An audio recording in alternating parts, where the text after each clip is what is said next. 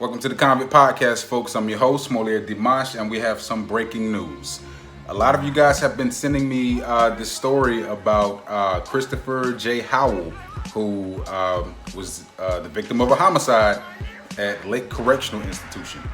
According to the information that's out there were two unnamed officers who were put on administrative leave as a result of this murder, and they were not named, and I managed to identify them.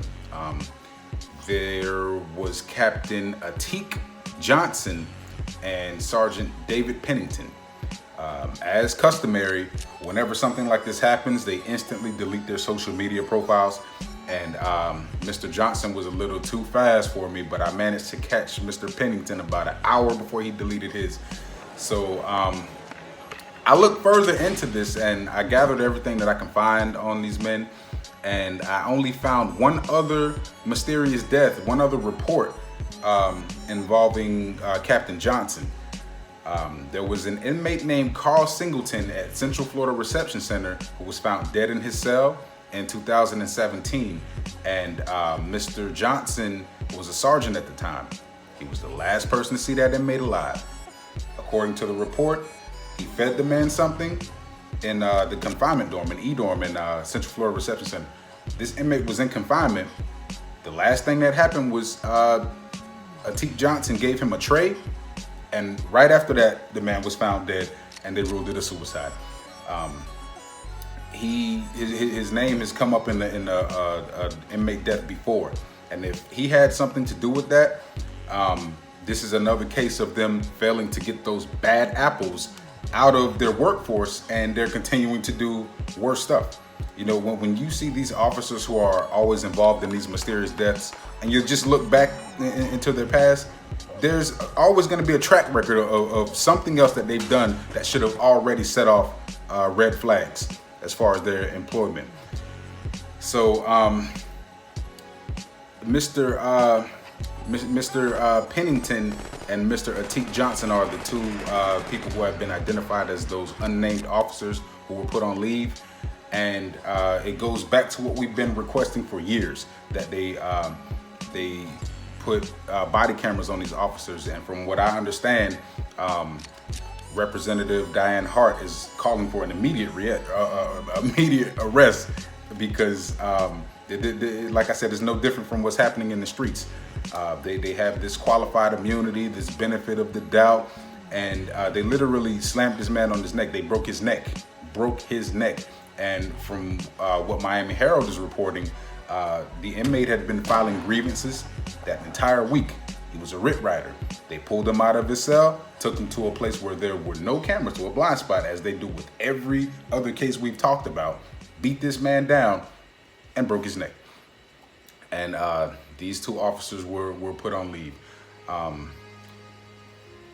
But with regard to the body cameras, folks, I am sorry to inform you all that is not going to happen. There's some more reporting that came out this week about a woman named Tiffany Gray, right? And apparently she was a human resources senior specialist with the Florida Department of Corrections. And there was a roundtable discussion, and guess who was there? Our good friend Mark Inch. And he let him have it. He gave his views on black people, and she reported it, and guess what? She was fired for it. He was, apparently he's in opposition to Black History Month, and he's calling for Scottish Heritage Month in response to all of this stuff that's going on with Black lives. The man's a whole damn racist, in other words. And her having the audacity to say something about that got her fired, right? They just settled the civil action with her. Whatever she sued them for, they settled it. And essentially agreed that she was fired for addressing systemic racism. So this is an example of why this stuff will never get solved, because it's coming from the top. It's not just a bunch of assholes at the bottom of the food chain, just like with the police department. No, it's everybody at the top. Everybody at the top of the top. Okay?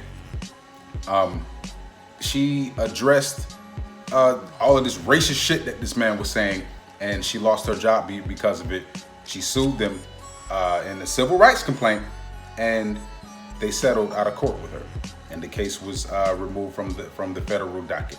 So with all of this stuff from the infiltration of the KKK that I've been told y'all about, this is going to be applauded by Mark Inch, and it explains why the first institution he went to employ that ICE, turning correctional officers into ICE agents, he went to the main two institutions I told you guys where the KKK culture was prevalent with the correctional officers.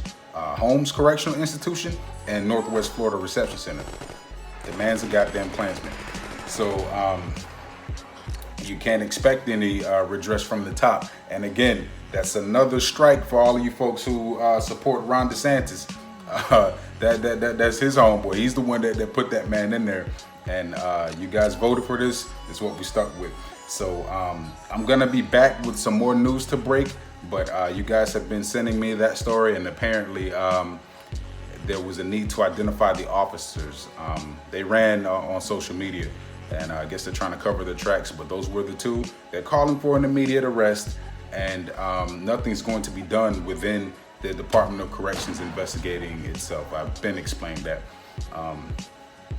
Get to the polls, folks, and see if you can change it there. In the meantime, I'm going to get back to, I'll probably be back in about an hour with a different story to break, and we'll continue the discussion. Once I'm done catching up on all of the stuff I was supposed to report over the weekend, I'll be setting up a live show so we can talk about all this stuff tonight. So I'll see you guys at 9.